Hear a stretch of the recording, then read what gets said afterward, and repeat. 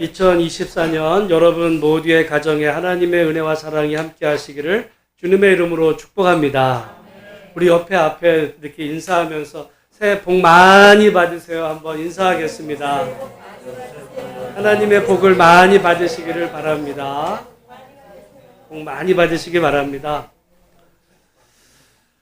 사실 2024년이 시작이 되었는데 연초부터 기쁜 소식보다는 좀 힘든 소식들이 우리 주변에 많이 들려와요. 아마 일본의 그 지진으로 인해서 정말 얼마나 더 큰 문제가 발생하게 될지 참 가늠할 수 없는데, 제가 우연히 이렇게 그 유튜브를 보다가 그 일본의 그 기사를 보는데 기시다 총리가 일본 피해 상황을 보고를 합니다. 보고가 끝나고 기자가 질문을 했어요. 근데 원자력은 지금 어떻게 됐어요? 질문을 했어요. 기시다가 어떻게 했을까요? 대답을 안 하고 그냥 나갔어요. 뭐가 문제가 있는 거 아닌가 걱정이 됩니다. 어떻게 보면 지금 올 한해 우리나라도 총선이 있고 미국에는 대선이 있고 아마 며칠 후에는 대만에도 대선이 있어요. 지금 2024년도 전 세계가 지금 뭐 전쟁에 이런 것뿐만 아니라 이 선거, 우리나라도 보면 선거가 거의 전쟁이잖아요. 여러분 미국의 선거는요 진짜 전쟁이에요. 우리나라는 장난이야.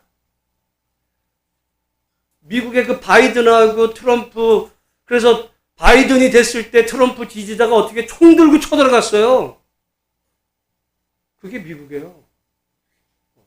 지금 대만도 지금 13일 날 지금 일종의 대선을 합니다.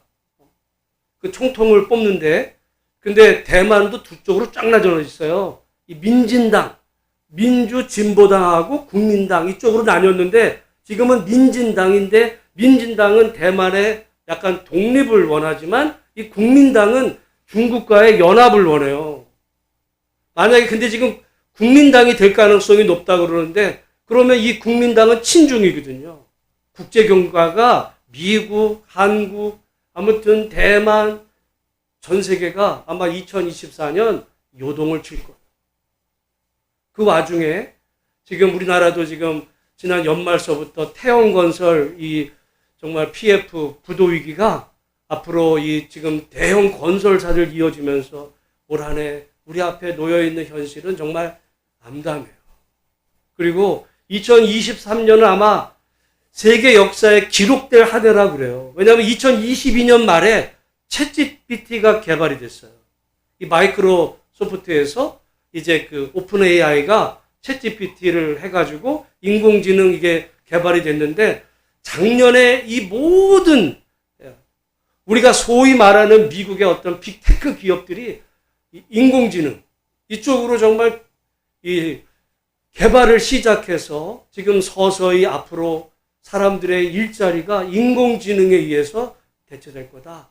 어떻게 보면 챗GPT가 보고된 게 2022년이지만 2023년은 아마 우리 많은 시간이 흐른 후에 역사상 어떻게 보면 정말 시대의 전환점이 되는 이런 한 해라고 사람들이 많이 이야기하는 중에 지금 올해를 맞이해요.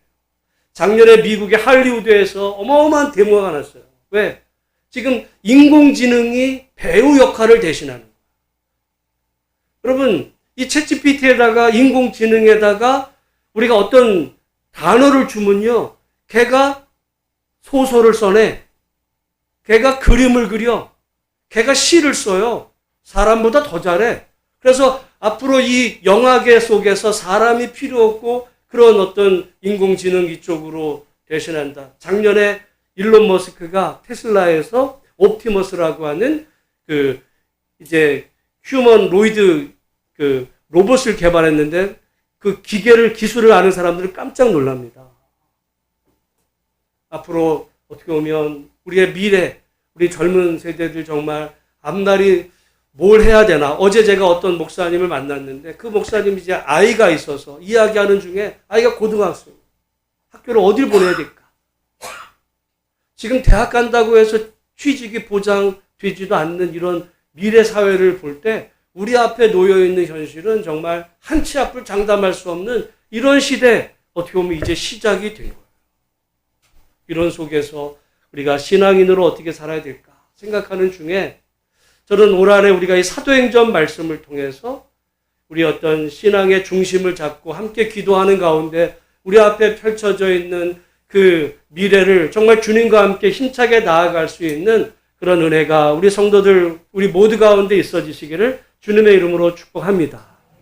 왜냐하면 이 사도행전을 기록하게 됐을 때 그때 상황이 어땠냐면 이미 예수님은 돌아가셨고 예수님은 돌아가셨어요. 예수님의 죄명이 뭐였냐면 유대인의 왕이라는 편말로 돌아가셨습니다. 유대인의 왕이라는 게 뭐예요? 로마 입장에서 보면, 그리고 헤롯의 입장에서 보면 예수님의 죄명은 일종의 반역죄예요. 예수님은 반역죄로 돌아가셨어요. 반란범으로. 반란의 수괴로 돌아가셨어요. 그러면 남아있는 제자들은 어떻게 됩니까? 여러분, 반란범이라고 이렇게 오해를 받을 수 있어서 우리가 잘 아시는 대로 예수님이 신문을 받을 때 베드로가 3번 부인을 하잖아요. 우리는 어떻게 제자가 스승을 부인할까 하지만 저는 이해를 해요. 왜냐하면 예수님이 지금 반란범으로 지금 이게 그 신문을 받는 중에 예수님의 제자다라고 그러면 반란범이잖아요. 반란을 혼자 합니까? 같이 십자가에 다 죽어야 되는 이런 상황 속에서 정말 자신들이 믿었던 예수님은 그렇게 해서 십자가에 돌아가시고, 물론 부활하신 다음에 40일 동안 제자도 있었지만 오늘 본문의 말씀에 보면 이제 예수님은 승천하셨어요. 이 땅에 보이는 어떤 사람으로 예수님은 안 계세요. 제자들만 남아있는, 자기가 정말 인생을 걸고 따랐고 모셨던 예수님은 안 계시고, 예수님을 따르는 사람들은 어떻게 보면 그 시대 속에서 인정과 또는 어떤 그 존중을 받는 게 아니라 자칫 엮이면은 죽임의 그런 위협 속에서 한 치 앞을 장담할 수 없는 그런 상황에 놓였던 제자들의 그 이야기들이 이 사도행전의 이야기거든요. 어떻게 보면 오늘 2024년 이 시대에 우리 앞에 놓여져 있는 정말 험난한 그런 인생길에 놓여져 있는 제자들과 마찬가지일 수도 있겠다. 오늘 한 해 모쪼록 이 말씀 함께 살피는 가운데 그 제자들을 승리의 삶으로 인도하신 우리 하나님께서 어려운 중에도 우리의 인생을, 우리 각자의 삶을 정말 주님의 인생으로 인도해 달라는 그런 간절한 마음으로 올 한 해 기도하시고 예배 생활에 힘쓰는 우리 모든 복된 성도들이 되시기를 주님의 이름으로 축복합니다. 오늘 본문 말씀을 우리 1절 한번 살펴보겠습니다. 1절 같이 읽습니다. 시작.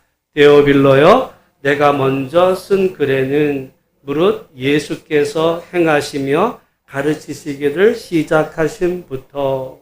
여기 지금 데오빌로라는 사람한테 어떤 누가 먼저 쓴 글이 있다는 거예요. 먼저 쓴 글. 먼저 쓴 글이 어떤 걸까요? 내가 먼저 쓴 글에는 무릇 예수께서 행하시며 가르치시길 시작하심부터의 이야기를 내가 썼다 이거예요. 그게 뭘까요? 여러분, 사도행전은 누가 기록했을까요? 누가가 기록했어요. 누가가 기록한 성경이 2개가 있어. 하나는 사도행전, 그리고 먼저 쓴 글. 먼저 쓴 글은 뭐예요? 누가. 그러니까 사실은 사도행전은 누가복음을 보고 사도행전을 봐야 이해가 잘 되는데 우리는 지금 작년에 뭘 봤어요? 마가복음을 보고 지금 이 사도행전을 보니까 조금 이제 그렇지만 어쨌든 복음서에 이어서 사도행전이 시작이 되는 겁니다. 여러분, 성경의 복음서는 몇 개예요? 4복음서가 있고, 그죠? 4복음서가 똑같죠? 복음서가 달라. 근데 복음서라는 말은 복음이신 예수 그리스도, 유앙겔리온, 그 복음이신 참 기쁜 소식이신 예수님에 대한 이야기가 복음이에요. 그래서 여기 보면 무릇 예수께서 행하시며 가르치시기를 시작하신부터 택하신 사도들에게 성령으로 명하시고 승천하신 날까지의 그 일, 그게 복음서예요. 그 길을 기록한 성경이 뭐였다고요? 그게 누가복음이야. 그리고 마태복음도 그렇고 마가복음, 누가복음, 요한복음. 근데 우리는 보면 아니 왜 복음서가 어차피 예수님에 대한 이야기면 하나면 되는데 왜 4개씩이나 돼가지고 성경 읽을 때 왜 이렇게 번거롭게 하고 힘들게 하는 거예요? 하나면 더 빨리 읽잖아. 한 번 읽으면. 여러분 왜 그랬을까요? 저는 여기에도 큰 뜻이 있다. 예수님에 대한 이야기는 똑같아요. 예수님을 보고 경험한 사람들은 여럿이었어요. 근데 똑같은 사람을 보고도 어떤 입장에서 보는지에 따라서 사람의 이 관심도와 평가는 좀 달라질 수 있어요. 그렇잖아요. 그 사람이 어느 정도의 배움에 있었는지 또는 어느 정도의 어떤 경제적인 상황인지 어떤 여러 입장에 따라서 마태라고 하는 그 교회가 바라본 예수님. 주로 마태복음은 우리 학자들에 따르면 이제 유대인 중심의 어느 정도 재력이 있는 사람들의 교회였어요. 마태복음을 보면 유대적인 입장이 나옵니다. 그래서 우리가 마가복음을 할 때 그래서 유대인들 중심이었기 때문에 마태복음에는 하나님의 나라라 그러지 않고 거기는 천국, 하늘나라라고 한 이유가 거기에 있다라고 말씀을 드렸어요. 마가복음이 다르고 누가가 다르고 오히려 누가복음은 앞으로 여러분이 한번 누가복음을 자세히 읽어보면 누가복음에는 화폐 단위가 마태복음하고 확 달라요. 우리가 볼 때 그 돈이 그 돈인 것 같지만 마태복음에 나오는 그 돈은요 액수가 커. 그래서 마태복음에는 약간 부자 이런 쪽이라면 누가복음에 나오는 그 돈은요 정말 완전히 그 푼돈이야. 화폐 단위. 예수님 비유를 하실 때 여기는 달란트로 비유를 하세요. 마태복음은. 누가복음은 문화. 이거는 말하자면 이 달란트는 뭐 억대 단위라고 얘기하면 문화는 1,000원짜리예요. 왜 그랬을까? 경제적인 상황이 달라요. 입장이 달라. 그 성도들의 그 이런 상황들이. 그러니까 여러분, 근데 하나님께서 저는 보시면 똑같은 예수님을 경험한 사람들이 자기 입장에 따라서 달라. 다른 게 은혜예요. 우리는 아니 다르면은 틀린 거 아니냐고 얘기를 해요. 다른 게 은혜. 여러분 자식들을 보세요. 여러분이 난 자식이야. 자식이 똑같죠? 큰애나 둘째나 셋째나 똑같죠? 왜 이렇게 달라? 다른 게 있네요. 만약에 여러분 공장에서 찍어내면 어떻게 돼요? 똑같아. 달라. 왜냐하면 하나님이 만나셨어요. 저는 이런 조금 이상하게 듣지 마시고 제가 요즘 그 어떤 한 책을 좀 이렇게 재미있게 보는 것 중에 우리 옛날에 조선시대 선비들은요 사서 삼경을 공부했어요. 사서는 노노맹자 중용대학 삼경이 있어. 삼경이 뭐냐면 시경, 서경, 역경이에요. 역경이 뭐냐면 역경이 주역이야. 주역. 그래서 이게 주역이라는 게 뭐냐면 주나라의 역이거든요. 그러니까 주나라는 어떻게 했냐면 우리가 옛날에 학교 다닐 때 배웠어요. 거북이 등딱지에 나와 있는 그 표시를 보고 그렇게 해서 어떤 그 인간의 어떤 이런 장래, 미래 이런 거를 맞췄는데 저는 우리가 그거 볼 때 야, 그거 미신 아니야? 근데 가만히 생각을 해보면 그게 뭐냐면 그게 통계예요. 요즘 선거철을 앞두고 나면은 사람들이 보면은 지지율을 따져요, 지지율. 지금 어떤 지지도를 조사해. 그리고서 맞히는 거 누가 될지.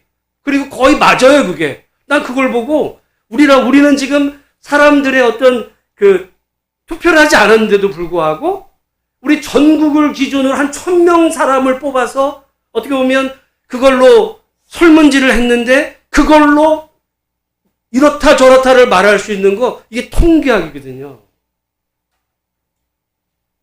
고대는 그게 일종의 주역이었어요. 제가 근데 그걸 보다가 여러분 그 책에 이제 이런 얘기가 있어요. 여러분 우리나라 그 서양에서는 사람을 구할 때 혈액형을 A형, B형, AB형, O형. 그래서 뭐 A형은 어떻고 뭐 O형. 나는 A형이나 뭐 쟤는 B형이야. 그거 가지고 사람 성격을 그러니까 사람이 피로 나누면 총 몇 가지로 나뉜다는 거예요? 4가지. 근데 여러분 그래요? A형도 달라. 근데 우리 동양에 보면 여러분 아마 저기 한의원 같은 데 가보면 체질을 가르쳐 주는 데 있어요. 체질로 따지면은 크게 4체질이야. 태양, 태음, 소양, 소음인 4체질로. 근데 가만히 보면 저도 어떤 데 가면 저보고 태음이라고 그러기도 하고 어떤 데 가면 또 뭐 이상하게 얘기해요. 아니 왜 이랬다 저랬다는 거야. 근데요 나는 우리 조선시대 사람들이 4개로만 했는 줄 알았어요. 이번에 그게 역경이 주역이거든요. 주역을 읽는데 내가 깜짝 놀랐어요. 뭐냐면 여러분 서양에서는 혈액형이 아니라 조금 젊은 사람들은 MBTI를 해요. MBTI가 총 몇 개가 있는 사람의 성격을 MBTI로 하면은 몇 종류가 있냐면 16종류가 있어요. 4개씩 해서 4, 16 사람을 16사람으로 분류해 종류로. 근데 이 주역은 그게 아니에요. 64가지로 사람을 처음에는 그러니까 이제 태극에서 둘에서 4괴 4괴가 있어요. 여러분 우리나라 태극기가요 정말 이건 철학이에요. 나는 가만히 보면 그걸 보면서 야 우리나라는 철학의 민족이야. 여러분 그냥 태극기 들고 뭐 이게 무슨 뭐 태극기 집회 나가는 게 태극기가 뭔 의미의 태극기인데 그게 가운데에 태극이야. 그리고 건곤감리 이게 4괴가 있어요. 근데 이 괴가 이렇게 하다 보면 그래서 사람을 작게는 4종류로 분류하고 조금 넓게는 8종류로 그 다음에 16으로 32로 나중에는 궁극적으로 64가지로 그러니까 사람은요 보면 64가지의 형태로 사람들이 다 나눠져 있다. 그러니까 우리 자식을 낳아도 혈액형이 똑같아도 그 안에 서로 사람이 쟤는 왜 나랑 저렇게 다르지?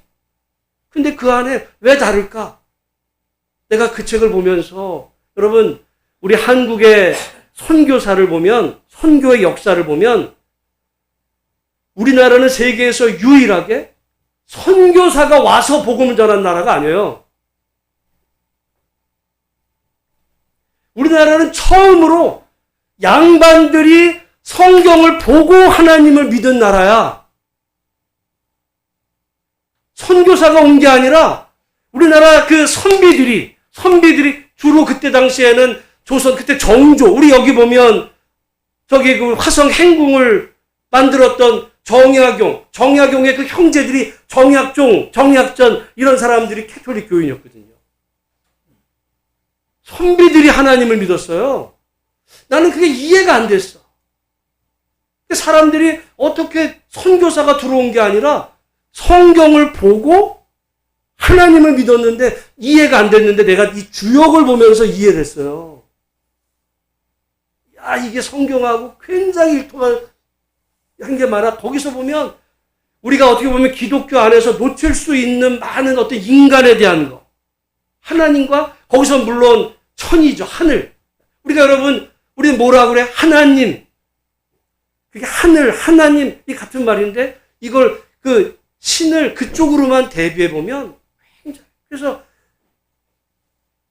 책에 보면 왜 그 하늘이 사람들을 이렇게 다양하게 서로 다르게 이렇게 지어졌는가? 그 서로 다르다는 거는요. 각 사람 안에 자기에게 모난 면이 있다는 거예요.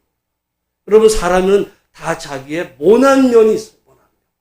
그 모난 면이 뭐냐? 그게 그 사람의 성격이에요. 성격 다 다르잖아. 우리는 저 사람은 나랑 왜 저렇게 다르지?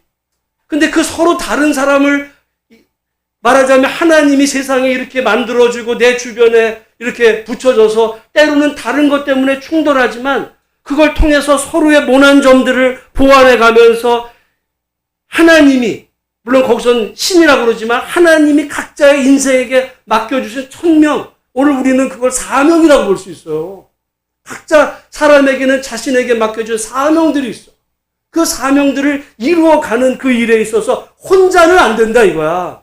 혼자는 안 되고 서로 나의 삶 주변에 보완시켜준 이 사람들과 더불어서 내 인생에 하나님이 만들어주신 그 사명을 이루어가는 그런 존재로 각 사람을 소중하게 지으셨다. 이 땅에 그 어떤 인간도 아무런 무의미한 존재는 없다는 얘기예요. 그게 주역에 나와. 이거 성경이죠. 난 그래서 우리 선비들이 옛날에 보면 맨날 공자와 맹자 그 사서 삼경 시경 서경 주역 이걸 한 거야. 그러니까 우리나라 옛날에 보면 선비들은요 주역의 도사들이었던 거야. 그랬는데 성경을 보니까 제가 보니까 내가 깜짝을 놀라서, 저는 물론 성경 보고 그거 보니까 이해가 되는데 그 사람은 주역 보다가 성경 보니까, 여러분 그래서 우리 한국의 초창기 기독교인들은요 이 주역에 능통했었어요. 근데 이게 시대가 흘러가면서 완전히 그거를 다 잊어버리고 그냥 우리 기독교화만 됐는데, 제가 볼 때 그걸 보면서 사람에 대해서 우리 한국 사람은요, 한국 사람은 다 철학적. 여러분, 그래서 제가 거기서 보면 이게 그 한문에 보면 자기 기자라는 게 있어요. 기자. 자기 기자가 이렇게 있어요. 이렇게 기자가 보면 이 기자가 꼭 사람이 이렇게 무릎 꿇고 이렇게 있는 모습이에요. 그게 자기야. 어떻게 설명하냐면 자기는 그런 모습인데 각 사람은 서로의 도움을 통해서 자기 몸을 세워야 돼요. 하나님이 각자의 인생길을 맡겼을 때는 각자가 서로 다른 모습으로 자기의 존재가 있는데 그 존재를 정말 하나님이 인간을 만드시고 어떤 사람들을 내 주변에 붙여주셔서 서로의 모난 점을 보완하고 서로 격려하고 힘을 합쳐가는 가운데서 자기 몸을 일으켜 세우는, 그래서 하나님이 그 사람을 이 땅에 보내주신 그 뜻을 이루는 거, 그걸 천명이라고 그런다. 그게 기독교로 말하면 사명이거든요. 그런 의미로 보면 여러분 우리 주변에 한 사람도 무의미한 사람이 없는 거야. 각 사람은 다 귀해. 각 사람은 자기가 자기 자신을 볼 때 왜 나는 이렇게 모난 점이 많고 나는 부족한 점이 많지? 아니에요. 그 사람은 그 사람대로 서로가 서로를 보완하는 가운데 서로 함께 더불어서 같이 기도하고 그렇게 세워가는 가운데 정말 우리를 이 땅에 보내주신 하나님의 그 창조의 뜻을 이룰 수 있다. 난 주역을 보면서 성경에 대한 이해가 넓어집니다.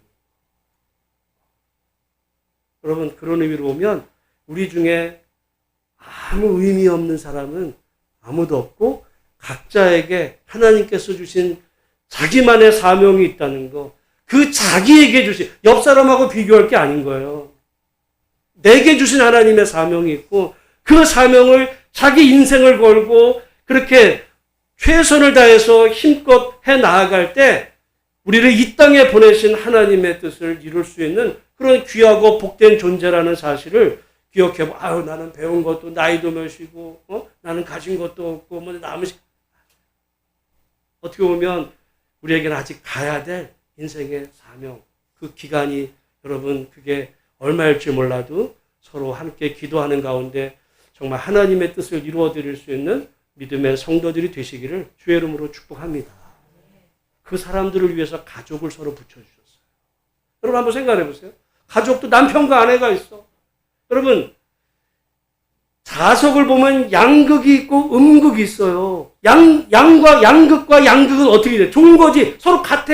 근데 양극 자석과 양극 자석을 서로 이렇게 하면 어떻게 돼요? 튕겨져. 맨날 싸워요. 같으니까 좋을 거 아니야. 같으니까 좋을 거야.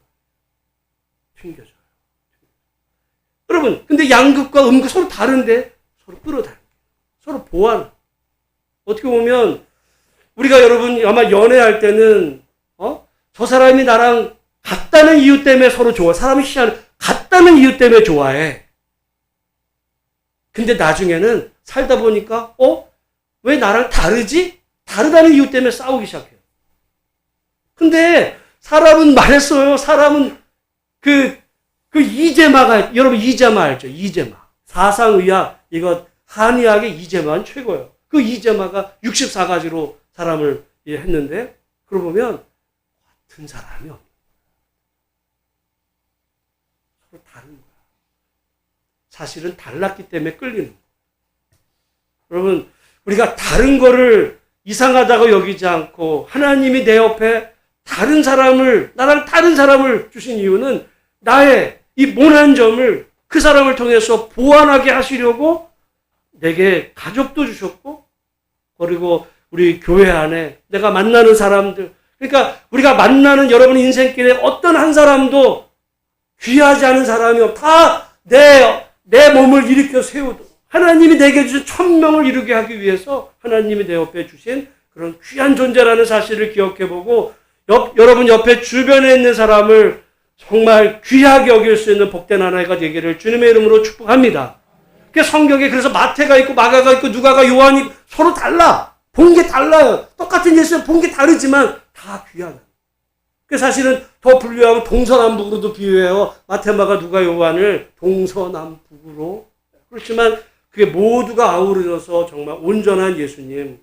그러면 이 누가의 특징이 뭐냐? 누가의 특징이 오늘도 여러분 단적으로 드러날 수 있는데 여기 말씀해 보면 우리 한번 14절 우리 14절 말씀 같이 한번 읽어보겠습니다. 시작. 여자들과 예수의 어머니 마리아와 예수의 아우들과 더불어 마음을 같이하여 오로지 기도에 힘쓰더라. 아멘. 여기 보면 여러분 우리는 그냥 있지만 여기 지금 다락방이에요. 그 다락방에 나중에 보면 120명이 모였어. 아니 얼마나 다락이 크면 120명이 모여요? 근데 거기 모인 사람들 보면 남자들도 있지만 여자들도 있어. 여러분 오늘날 같은 경우야 이해가 되지만 옛날에 남자와 여자가 어떻게 같이 한 곳에 모여요. 그 다음에 우리가 그냥 넘어갔지만 여기 13절에 보면 예수님의 제자들을 이야기하다가 여기 13절에 시몬이라는 사람 앞에 뭐라고 돼 있어요? 무슨 인 시몬? 셀로딘 시몬. 그 셀로딘이라는 앞에 어떻게 돼 있어요? 일자. 그죠? 주 1 하고서 그러면 일이 뭐라고 돼 있나? 주에 이렇게 가보면 뭐로 돼 있다고 그래요? 뭐예요? 열심당. 제가 지난번에 유대 안에 어마어마한 파벌들이 많다고 그랬어요. 바리새인, 사두개인, SNF파 그리고 열심당. 열심당은 뭐냐면 일종의 독립군이에요. 예수님의 제자 가운데 독립군이 있었어요. 그들은 이 열심당은 시카리파라고 그래가지고 만약에 누군가가 일종의 우리 같으면 친일했던 친일파 있으면 가서 칼로 죽이는 거예요. 그런 사람들이 열심당이야. 예수님 제자 중에 있었다는 거예요. 근데 제자 중에 또 누가 있었냐면 마태가 있어. 마태는 직업이 뭐야? 세리예요. 세리는 그러니까 그때로 보면 친일파야. 그 마태랑 시몬이 함께 할 수 있을까요? 네. 그러니까 여기 지금 이 다락방 안에 사람들이 같이 있을 수가 없어요. 지향점이 달라. 그리고 지금 모인다는 자체가 아까도 처음에 말씀드렸지만은 예수님이 일종의 반란범으로 십자가에 달려셨기 때문에 이렇게 공개적으로 모이면 어떻게 돼요? 압수수색 들어오지? 다 잡혀가는 거예요. 어디를 모여? 게다가 남자 여자 모이기가 어려워. 근데 그들이 모였어. 모이고는 뭘 하냐면 14절 하반절에 보니까 더불어 마음을 같이하여 오로지 무엇에 힘쓰더라? 여러분 앞으로 우리가 사도행전을 볼 때 사도행전에서 제일 중요한 단어가 있다면 기도해요. 그러면 아니 목사님 기도는 다 하는 거 아니에요?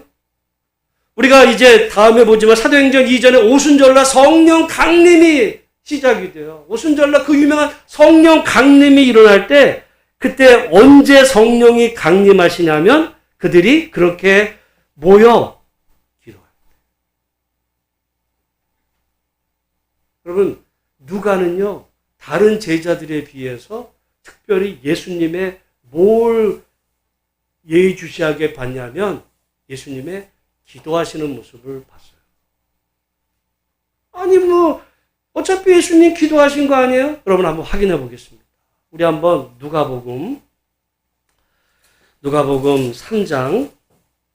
누가복음 3장 21절 누가복음 3장 21절하고 마태복음 3장 한번 비교만 해보겠습니다. 먼저 누가복음 3장 21절 같이 한번 읽습니다. 페이지로 신약성경 92페이지 같이 읽습니다. 시작. 백성이 다 세례를 받을세 예수도 세례를 받으시고 기도하실 때 하늘이 열리며 성령이 비둘기 같은 형체로 그의 위에 강림하시더니 언제 하늘이 열리고 성령이 강림하셨어요? 기도하실 때. 자, 마태복음 한번 보겠습니다. 마태복음 3장 16절. 마태복음 3장 16절. 같이 한번 읽어보겠습니다. 시작. 예수께서 세례를 받으시고 곧 물에서 올라오실새 하늘이 열리고 하나님의 성령이 비둘기같이 내려 자기 위에 임하심을 보시더니 뭐가 빠졌어요?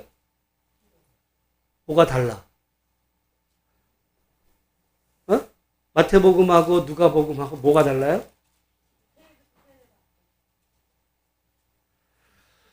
마태복음은 세례 받으시고 물에서 올라오실 때 성령이 누가복음은 세례를 받으실 때 세례를 받으시고 뭐 하실 때? 기도하실 때. 우리 아니 어떤 게 맞아요 그러면? 아니 기도할 때 했다는 거야. 물에서 올라올 때 했다는 거예요. 여러분 그러니까 우리가 여기서 어떤 사람들은 그래요. 야 이거 누가 한 사람 만약에 베끼면은 잘못 베낀 거잖아요. 그러니까 마태와 누가는 서로 베꼈을까 안 베꼈을까? 안 베꼈어. 근데 예수님의 모습을 보면서 이 누가는 그러니까 예수님의 어떤 모습을 계속 강조해. 여기에만 나왔지만 앞으로 사실은 여러분 누가복음 계속 많이 보면 누가복음에는 거의 항상 예수님의 어떤 놀라운 일이 벌어질 때는 항상 예수님이 기도하실 때란 말이에요. 누가는 예수님의 기도하시는 예수님입니다. 마태복음은 유대의 율법을 이루시는 예수님. 달라 그러니까 아까 말한 대로 우리 주역에서 서로 다르듯이 우리가 신앙생활에서도요 서로 다른 면이 있어. 근데 누가복음에서 지금 누가는 예수님의 모습 가운데서 기도하셔요. 그래서 여러분 근데 예수님 항상 기도하시는데 복음서에 보면 항상 그 옆에 있는 제자들은 뭐예요? 줘라. 졸던 제자. 우리 대표적으로 잘 아는 예수님이 그 겟세마네 동산에서 그 얘기가 누가복음에 나오는 거예요. 땀방울이 핏방울이 되도록 예수님은 기도하셔. 그때 제자들 뭐예요? 자. 예수님 깨우죠. 나중에 그냥 자. 근데 복음서가 끝날 때까지 제자들은 기도한 적이 한 번도 없어. 보이기에. 우리가 마가복음을 봐도 한 번도 제자들은 기도하는 모습이 없었어요. 예수님이 누구신지도 몰라. 기도도 안 해. 그렇게 하다가 예수님 잡히실 때 다 도망가고 그냥 인생 다 끝난 거예요. 그러던 제자들이 이 사도행전에 오면 변해. 예수님이 이제 승천하시면서 이제 땅끝까지 이르되 증인이 되리라고 말씀하실 때 이후에 제자들이 모여서 아까 말씀드린 대로 정말 오로지 마음을 같이하여 기도에 힘쓸 때 그 때가 됐어. 오순절날 때가 되어 성령이 그 기도하는 제자들 위해 임하게 되고, 또 나중에 3장에 가보면 기도하라. 베드로와 요한이 성전에 들어가다가 나면서부터 안진병이 된 자를 향해서 내게 가진 것 없지만 나사렛 예수의 이름으로 일어나 걸으라 했더니 안진병이가 일어나서 걷는 거, 그거 예수님이 한 게 아니에요. 제자가 한 거야. 어떻게 이렇게 바뀌게 됐나? 복음서의 제자와 이 지금 사도행전의 제자의 모습이 180도 완전히 달라졌는데, 그 달라진 그 기준점에 뭐가 있었냐면, 졸던 제자가 기도하는 제자가 됐을 때 이후에 사도행전의 놀라운 역사는 예수님이 그 기도를 본받았다. 예수님의 기도 모습을 보고 도전받았던 그 제자들이 기도에 힘쓸 때 놀라운 은혜 역사가 시작됐다는 걸 보고, 여러분 올 한 해 우리 예수소망교회 모든 성도들도 정말 기도에 더욱 힘쓰는 우리 모두가 되시기를 주의 이름으로 축복합니다. 저는 이제 매년 거의 목회하면서 매년 표 하자. 올해는 제가 그래서 여기 지금 우리 저기 현수막 붙은 거 한번 읽어보겠습니다. 제가 먼저 예배드리는 당신이 가장 아름답습니다. 같이 한번 하겠습니다. 시작. 예배드리는 당신이 가장 아름답습니다. 우리 서로 한번 그렇게 한번 인사 한번 하겠습니다. 예배드리는 당신이 가장 아름답습니다. 당신이라고 그러면 좀 그러니까 집사님이나 우리 또 이름 붙여서 예배드리는, 여러분 결국은 사도행전의 이 모든 일은 예배 회복에서 됐죠. 기도가 결국은 여러분 예배에 어떻게 보면 가장 중심에 기도가 있는, 말씀과 기도. 뭐가 있어? 교회가 프로그램을 돌려서 뭐라고, 커피를 하고 무슨. 그게 아니고, 예배에 말씀과 기도와 찬양이 그때 하나님의 그 은혜로 각자에게 정말 하나님께서 우리에게 은혜를 주셔서, 저는 바라기는요, 이게 기독교적으로도 각자에게 하나님이 주신 인생의 사명들이, 그게 주역에서도 얘기했더라. 같아. 내게 각자 달라요. 서로는 교회가 달라. A라는 사람이 있고 B라는 사람이 인생의 사명이 같은 게 아니라 각자에게 주신 사명이 있어요. 그게 어떻게 보면 남편과 아내가 서로 다를 수도 있어요. 그러나 각자에게 주신 어떤 그 하나님의 뜻을 놓고 말씀과 기도로 찬양하며 섬기는 가운데 내게 주신 내 인생의 그 의미를 이뤄가는 거예요. 남들이 볼 때는 그래봐야 가진 것도 별로 없고 직장도 별번치 않고 그건요, 그 사람의 평가. 각자에게. 여러분, 하나님 우리를 만드셔서 다 이재용 되라고 그랬겠어요? 다 일론 머스크 되라고 그랬겠어요? 그건 로봇을 찍은 거지. 각자에게 주신 각자의 사명. 교회도 마찬가지. 교회. 각자. 저는 요즘 사실은 저도 이제 지난 연말 새해 이렇게 하면서 마음 무거워. 오히려 죄송한 얘기지만 내가 주역을 보면서 힘을 얻었어요. 이게 성경에 어떻게 보면 내가 약간 놓치고 있었던 부분들이 이게 보완이 되네. 오히려 정말 하나님의 말씀의 뜻을 이렇게 이해할 수도 있구나. 그래서 우리 선조들이 그 책을 보고 익숙해 있던 여러분, 나중에 기독교가 왔을 때 여성들이 교회를 다녔죠. 처음에 우리나라의 그 최초의 신앙들은 다 선비였어요. 한학자들이었어. 어떻게 그게 한학자가 그렇게 될 수 있었을까? 제가 볼 때 동양 고전들의 정통한 사람들이 성경을 이거 하나님 말씀이네. 이게 그 얘기였네. 뚫리는 거야. 난 그래서 주역을 보다 보니까 하나님 말씀하고 이게 뚫리네. 근데 사람들은 주역 그거 무슨 점수라는 거 아니야? 그 사주팔자번호 그 얘기 아니에요. 여러분, 그 사람은요, 마태, 마가, 누가, 요한 다 달라. 하나님은 특별히 그 가운데 지금 누가를 통해, 우리는 작년에 마가를 봤어요. 마가복음에 제일 강조했던 거는 마가는요, 하나님의 나라였어. 하나님의 나라. 이 땅에 임하는 하나님의 나라. 하나님의 나라를 통해서 기적이 행해지고 십자가로 가시는 예수님 길에서 그 제자들과 함께 정말 어떻게 제자가 살아야 되는지를 강조했다면 그게 마가예요. 근데 누가는 기도예요. 마가도 필요하고 누가도 필요하고. 여러분, 올 한 해 정말 처음에 제가 말씀드렸지만 2024년은 제가 볼 때도 격변의 한 해가 될 것 같아요. 진짜. 우리나라 당장 태영건설 이게 앞으로 어떻게 될지 지금 문제가 많잖아요. 태영건설. 건설사가 거기만이 아니야. 이 PF가 지금 연쇄 터지면 이번에 그 태영건설 그 이제 은퇴했던 회장이 우리 무너지면 대한민국 부도날 텐데 그러고 있어요. 어떻게 어떤 방향으로 튈지. 왜냐면 다 여러분 이게 산업계라는 게 하여튼 10개 돈이 다. 그리고 사실은 부동산은요 은행업이에요. 부동산은 땅 장사가 아니야. 부동산은요 대출기구 하기 때문에 부동산은 은행이에요. 부동산 넘어가면 은행도 넘어가는 다 파서 연쇄되는 거예요. 그럼 아니에요. 여러분 지금 이런 어떤 그 현실이 우리 앞에 있어요.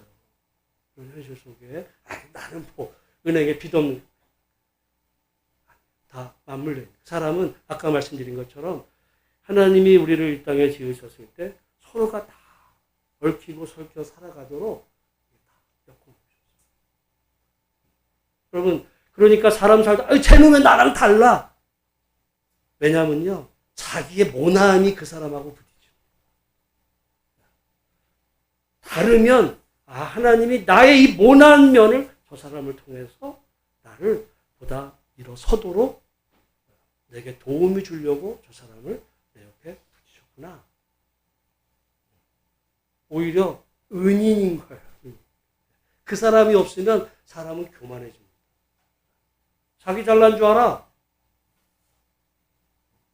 여러분 그런 의미로 올 2024년 우리가 겸손하게 하나님 앞에서 정말 기도하는 가운데 올 한 해 여러분 제가 지난 연말 이제 송구영신 그 주일 마지막 예배로 말씀드렸고 오늘 지나기 전에 정말 기도하시는 가운데 여러분 올 한 해 내 인생의 목표 하나님이 나의 인생을 어떻게 하나님이 나의 명을 거두어져 갔을 때까지 언젠가 내 천명을 사명을 다 이룬 날 하나님 앞에 서는 그날까지 내가 이 땅에 어떻게 살 것인지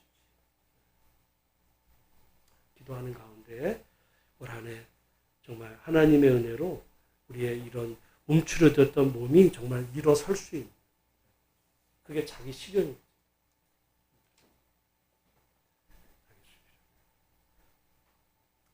그런 믿음의 복된 은혜가 우리 모두 가운데 있기를 주님의 이름으로 축복합니다. 기도하겠습니다. 하나님 아버지 은혜를 감사합니다. 2024년